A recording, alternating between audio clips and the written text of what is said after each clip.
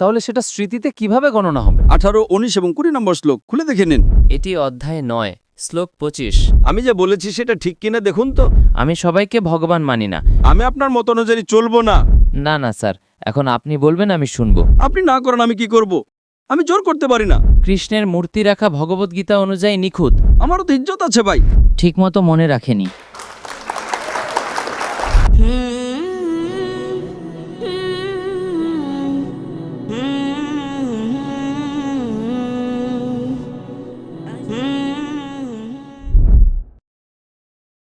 আমার নাম লক্ষণ।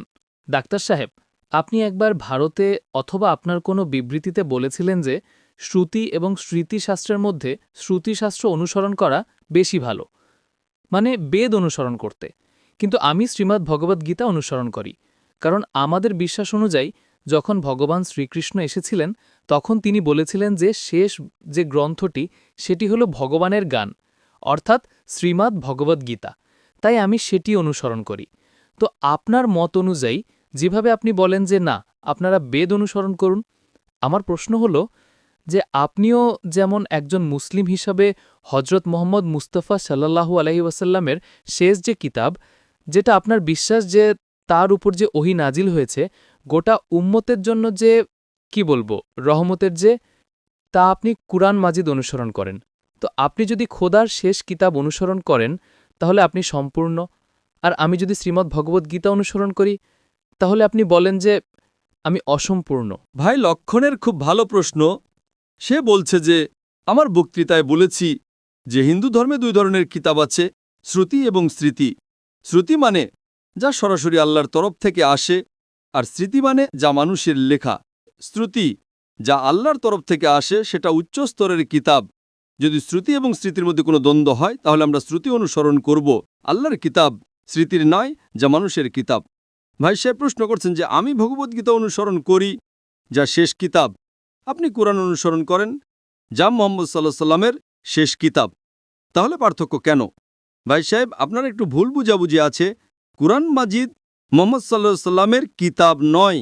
সরি, আল্লাহর কিতাব। একদম ঠিক, ছোট ভুল, কোনো সমস্যা নেই।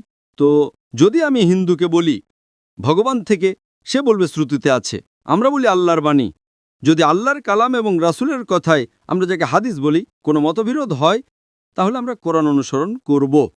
সঠিক আল্লাহ রাসূলের কিতাব, হাদিস এবং কোরআনের মধ্যে কখনো কোনো মতবিরোধ হবে না, কিন্তু কখনো কখনো হাদিস দুর্বলও হয়, মিথ্যাও হয়। যদি মতবিরোধ হয় তাহলে সেই হাদিস সঠিক হতে পারে না। তো কিন্তু কোরআন আর হাদিস দুটোই আমাদের অনুসরণ করা উচিত, কিন্তু উচ্চ স্তরে আছে কোরআন। স্যার, যে স্মৃতিশাস্ত্র আছে, স্মৃতির মানে হলো স্মরণ করা, মনে রাখা, ঠিক আছে, যা স্মরণ করা হয়েছে। তো যদি আমি আপনার দৃষ্টিভঙ্গি থেকে কথা বলি তাহলে কুরআন মাজিদ আপনার উপর ওহী হিসেবে এসেছিল, তো তিনি সেটা স্মরণ করতেন, তারপর শোনাতেন।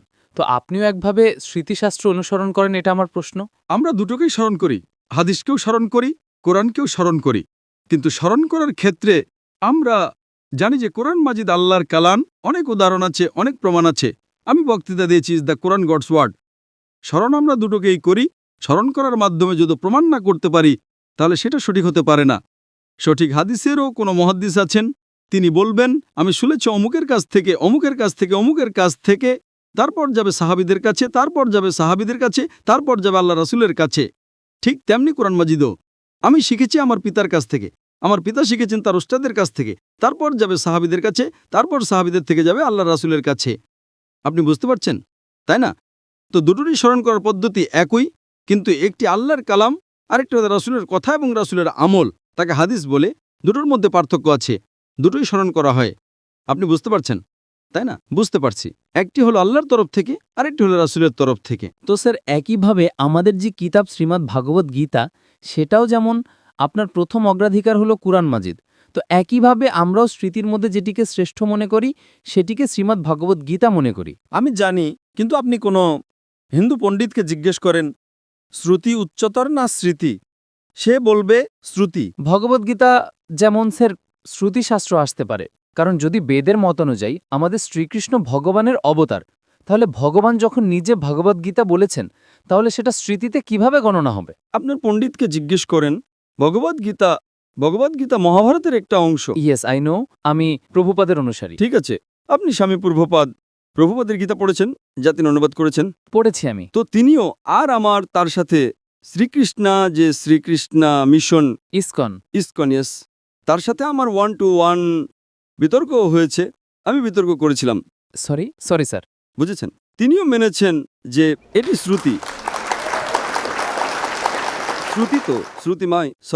তিনি মানতেন স্মৃতি। কিন্তু স্বামী প্রভুপাদ কি বলেন? প্রভুপাদ, ইয়েস। কি বলেন তিনি? ভগবদ্গীতা হলো বেদের অমৃত। ইয়েস। অমৃত, ইয়েস। বেদের অমৃত মানে বেদের নির্যাস। বেদের পাকা ফল। ভাই সাহেব, আপনি কথা বলবেন না আমি কথা বলবো? Sorry sir, sorry. আপনি প্রশ্ন করলেন, জি। আপনি প্রশ্ন করতে দিলাম, জি। উত্তর আমি দিব না আপনি দিবেন? আপনি দেবেন। তো শুনবেন একটু। অবশ্যই। তো স্বামী প্রভুপাদ বলেন, তিনি বলেন যে বেদ যেমন গরু তার দুধ বের করা হয়, সেটা হলো ভগবদ্গীতা। ঠিক? ইয়েস। তিনি বলেন, আমি মানি না মানি সেটা ভিন্ন কথা। তো আমি তাকে বলেছিলাম, একটি হলো শ্রুতি, যা ভগবানের তরফ থেকে, আরেকটি মানুষের লেখা কিতাব। ভগবানের কিতাবের নির্যাস যদি একজন মানুষ লেখে, তাহলে কি তা ভগবানের কিতাবের চেয়ে ভালো হতে পারে? আর উত্তর হলো না। না, একদমই না। যদি ভগবানের কিতাব কোরআন মাজিদ হয়, একজন মানুষ সেটাকে সংক্ষিপ্ত করে লিখবে, কোরআনের 1%ও নয়, যে অনুবাদ সেটা মানুষের তরফ থেকে। কোরআন হলো বিশ্বের সবচেয়ে অনুবাদযোগ্য কিতাব, কারণ কোরআনে তো মহান কিতাব যে মানুষ যখন অনুবাদ করে তখন তা চেষ্টা করে তার একটা আভাস দিতে। তো কেউ এটা বলতে পারে না যে কোরআনের অনুবাদ কোরআনের চেয়ে ভালো, তা হতেই পারে না। তো যখন আমার বিতর্ক হলো, ইসকনের সেই লোক বলল, ডাক্তার সাহেব আপনি একদম ঠিক বলছেন, কিন্তু এটা আমাদের বিশ্বাস। তো আমি তাকে বললাম, যদি বেদ ভগবদ্গীতার সাথে সাংঘর্ষিক হয় তাহলে কিসে মানবেন? বেদে মানা উচিত আপনার, সাংঘর্ষিক না হলে আলাদা কথা। আপনি বুঝতে পারছেন? তো বেদ হলো সর্বোচ্চ কিতাব, সবচেয়ে উঁচু কিতাব বেদ। বেদের পরে আসে উপনিষদ। স্মৃতির মধ্যে সবচেয়ে উঁচু হলো ভগবদ্গীতা। স্মৃতিতে, কিন্তু শ্রুতি থেকে উঁচু নয়। যদি কিছু লোক শ্রুতিকে উঁচু মনে করে, সেটা তাদের ভুল বোঝাবুঝি। আমি কি করব? আপনি বুঝতে পারছেন? যদি কেউ ভুল বোঝো তোকে মানে আমি কি করব? এটা হলো হিন্দু পণ্ডিতদের কথা, আমার কথা নয়। তো একজন মানুষ ভুল ভাবে, সেটা তার ভাবনা। আপনি বুঝলেন? আপনি শ্রুতিতে মানেন, ভগবদ্গীতায় মানেন বা বেদে মানেন। ভগবদ্গীতাতেও লেখা আছে 6ষ্ঠ অধ্যায় 20 নম্বর শ্লোকে, যারা জাগতিক জিনিসপত্রের সাথে জড়িত তারা অর্ধদেবতাদের পূজা করে। 7ম অধ্যায় 18, 19 এবং 20 নম্বর শ্লোক খুলে দেখে নিন। হ্যাঁ, আপনার প্রভুপাদের অনুবাদেতেই।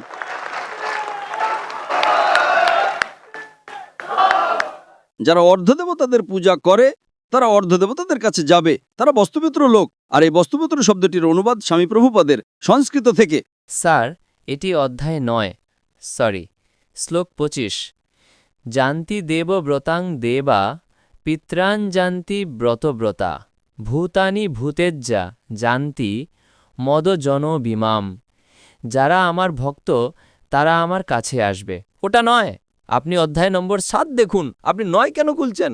আপনার 7 আর 9-এর ভিতর পার্থক্য লাগছে কি? এটা কি ঠিক আমি 7 উদ্ধৃতি দিলাম, আপনি 9 যাচ্ছেন?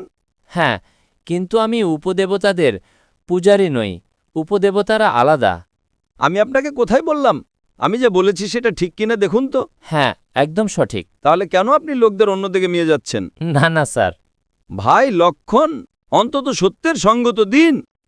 আমি অধ্যায় নম্বর 7 থেকে উদ্ধৃতি দিচ্ছি আর আপনি বলছেন অধ্যায় নম্বর 9। আমার কাছে কোনো বই নেই, আমি মস্তিষ্ক থেকে বলছি, ঠিক তো? তো আমি যদি 7 থেকে উদ্ধৃতি দিই আর আপনি আমাকে না না ডক্টর সাহেব অধ্যায় নম্বর 9। আরে ভাই, আমিও ভগবদ্গীতার ছাত্র, ঠিক তো? ঠিক আছে। আমি স্বামী প্রভুপাদ নই, কিন্তু আমিও তো ছাত্র, তাই না? আমি ছাত্র কি না? হ্যাঁ, সেটাই, আমি আমার মস্তিষ্ক থেকে উদ্ধৃতি দিচ্ছি, ঠিক তো? আমি যখন অধ্যায় 7 থেকে উদ্ধৃতি দিচ্ছি তখন আপনি অধ্যায় 9-এ কেন যাচ্ছেন? আমার মনে হয়েছিল যে আপনি ওই শ্লোকটি উদ্ধৃত করেছেন যে যারা ভূতের পূজা করে তারা ভূতের কাছে যাবে। পিতৃপুরুষদের পূজা, ঠিক। যন্তি দেবব্রতাং দেবা, পিত্রান যন্তি ব্রতব্রতা, ভূতিনি জানতি ভূতেজ্জা জানতি মদজন বিমাম।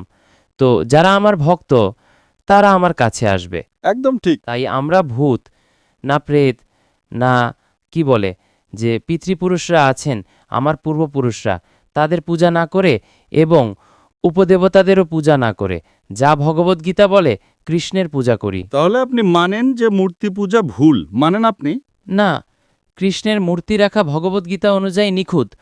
অধ্যায় 12 যখন অর্জুন জিজ্ঞাসা করলেন যে আমি কার পূজা করব, তখন ভগবান অধ্যায় 12 দ্বিতীয় শ্লোকে বলেছেন যে যদি কেউ আমার সাকার রূপের পূজা করে তাহলে সে আমার অত্যন্ত প্রিয়, তাই আমি ভগবদ্গীতা অনুসরণ করি। তার মানে ভগবদ্গীতাতে বৈপরীত্য আছে। এখনই আপনি বললেন যে ভগবদ্গীতায় লেখা আছে মূর্তি পূজা খারাপ। আমি বলিনি স্যার। আরে আপনার স্বামী প্রভুপাদ বলেছেন।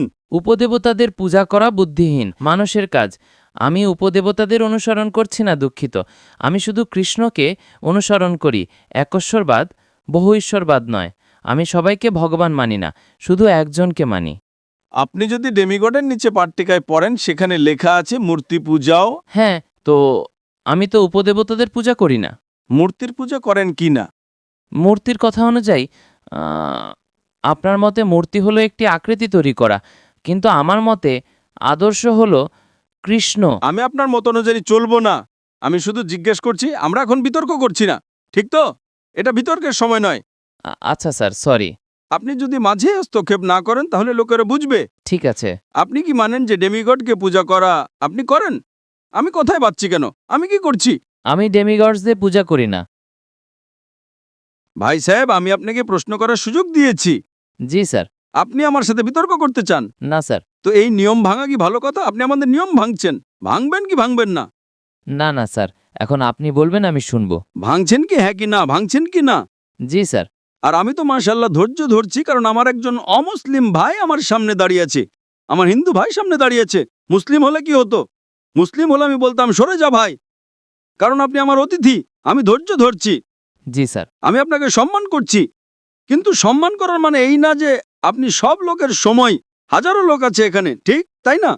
আমি তো শুধু বেদের ব্যাপারে বলছি, আমি ভগবদ্গীতার ব্যাপারে বলছি। যদি বেদ আর ভগবদ্গীতায় দ্বন্দ্ব হয়, বেদে লেখা আছে সেদের উপনিষদের 4 নম্বর অধ্যায় 19 নম্বর শ্লোক, না তস্রীপতমস্তি, যজুর্বেদ 32 নম্বর অধ্যায় 3 নম্বর শ্লোক, না তস্রীপতিমাস্তি। প্রতিমা মানে ছবি, অনুবাদ করলে হয়ে যায় ফটোগ্রাফ, পেন্টিং, আইডল, স্ট্যাচু। না তস্রীপতিমাস্তি। সেই খোদার, সেই ভগবানের কোনো প্রতিমা নেই, কোনো ফটোগ্রাফ নেই, কোনো পেন্টিং নেই, কোনো ছবি নেই, কোনো আইডল নেই, কোনো ভাস্কর্য নেই। এখন আমি বেদ থেকে উদ্ধৃতি দিচ্ছি। যদি বেদ আর ভগবদ্গীতায় দ্বন্দ্ব হয়, তাহলে হিন্দু ধর্মের হিসেব অনুযায়ী আপনাকে বেদ অনুসরণ করতে হবে। আপনি না করেন আমি কি করব? আমি জোর করতে পারি না। জি স্যার, আমি ভগবদ্গীতা ফলো করি। করুন না, আপনাকে যাকে অনুসরণ করতে ইচ্ছে করে করুন, কিন্তু আমি তো আপনাকে বলতে পারি আমি জ্ঞান সম্পর্কে কি জানি। বুঝে গেছি। আপনাকে ভগবদ্গীতা অনুসরণ করতে হবে, স্বামী প্রভুপাদকে অনুসরণ করতে হবে, স্বামী প্রভুপাদকে জিজ্ঞেস করতে হবে। আমি তো আপনাকে আটকাতে পারি না। আমি শুধু বলতে পারি যে আপনার কিতাবে এটা লেখা আছে, আপনাকে অনুসরণ করতে হলে করুন, না করতে হলে না করেন। কারণ কোরআনে লেখা আছে লা ইকরাহা ফিদ্দীন। ধর্মে কখনো কাউকে জোর করতে পারবেন না। আমি আপনার সাথে কথা বলতে পারি, মানলে ভালো কথা, না মানলে আমি বলবো নো প্রবলেম, আমি আপনার সাথে ঝগড়া করব না, ঠিক তাই না? Thank you sir. আপনি কি আবার গবেষণা করেন? চলবে স্যার। ঠিক তাই না? আপনার আমার মাপকাঠি কি? কেউ যদি আমার সাথে বিতর্ক করতে চায় তাহলে সে আমার সমকক্ষ হবে। লোকেরা বলবে আরে বাচ্চা ছেলের সাথে বিতর্ক করছে জাকির। আমারও তো ইজ্জত আছে ভাই, আছে কি নেই? আমার ইজ্জত। আপনাকে আমি শুনেছি। আবার কথা বলছেন। আপনার শ্রী শ্রী রবিশঙ্কর, শ্রী শ্রী রবিশঙ্কর, লাখো লোক তাকে ভগবান মানে, জানেন আপনি? আপনি তো মানেন না ভাই, আপনি কৃষ্ণের ভক্ত। জি স্যার। কার ভক্ত? কৃষ্ণ। পরম পুরুষোত্তম ভগবান শ্রীকৃষ্ণ, কৃষ্ণের ভক্ত। কিন্তু আমি শ্রী শ্রী রবিশঙ্করের সাথে বিতর্ক করেছিলাম। হাজারো লোক তাকে ভগবান মানে। তিনি বলেছিলেন আমি 4 বছর বয়সে ভগবদ্গীতাকে মুখস্থ করে ফেলেছি। আমার বিতর্কে একটা শ্লোকও বলেনি ভগবদ্গীতার ব্যাপারে, 4 বছর বয়সে। ঠিকমতো মনে রাখেনি। তো আমার কথা হলো, আমার সাথে কেউ বিতর্ক করতে চায় তাহলে আমার মজমা 10 লাখের অন্তত 2% তো নিয়ে আসুন, 20,000। আপনার হিন্দুদের মধ্যে থেকে কেউ 20,000 একত্রিত করতে পারে আমার সাথে বিতর্ক করতে চাইলে আমি করব। না স্যার। 20,000 এক বৈঠকে, ঠিক? আর অনেক হিন্দু আছে, আপনার সদ্গুরু জাগ্গি বাসুদেব, আপনার রামদেব বাবা, আপনার শ্রী শ্রী রবিশঙ্কর, তাদেরকে $1 মিলিয়ন দিলেও তারা আমার সাথে বিতর্ক করবে না। তিনি তো ভুল করে ফেলেছিলেন শ্রী শ্রী রবিশঙ্কর, আর এখন অনুতপ্ত। আমি আপনার সাথে বিতর্ক করলে লোকেরা বলবে বাচ্চা ছেলের সাথে বিতর্ক করছে। না স্যার। আপনি বুঝলেন? কিন্তু আমার আবেদন যে আপনি কোরআন মাজিদে পড়েন। আপনার স্বামী প্রভুপাদ তো বলেন না যে কোরআন পড়া হারাম? না বলেন স্যার। মাশাআল্লাহ। তো আমার আবেদন, আমার অনুরোধ, আমার আকাঙ্ক্ষা আমার ভাইয়ের কাছে, ছোট ভাইয়ের কাছে, যে অন্তত আপনি কোরআন মাজিদের অনুবাদ পড়েন। সেটা মানা জরুরি নয়, না। ঠিক তাই না? এখন এত ঘন্টা আপনি দিয়েছেন, আমি আপনাকে সময় দিয়েছি। আমার একটা অনুরোধ আছে, খোলা মনে কোরআন মাজিদ পড়েন, তারপর কোনো বাধ্যবাধকতা নেই, না মানতে হলে না মানুন। আপনাকে কোনো, যেভাবে আমি ভগবদ্গীতা পড়েছি ইয়েস। একবার নয় কয়েকবার, আর সবচেয়ে বেশি পছন্দ আমার স্বামী প্রভুপাদের ভগবদ্গীতা ইসকনেরটা, ধন্যবাদ স্যার। ঠিক তাই না? তো আপনি অন্তত একবার পড়েন কোরআন মাজিদ, অবশ্যই পড়ব। ইনশাআল্লাহ। আমি তার অপেক্ষা করব ইনশাআল্লাহ। ধন্যবাদ স্যার। জাযাকাল্লাহ, আল্লাহ আপনাকে হেদায়েত দিন। জাযাকাল্লাহ।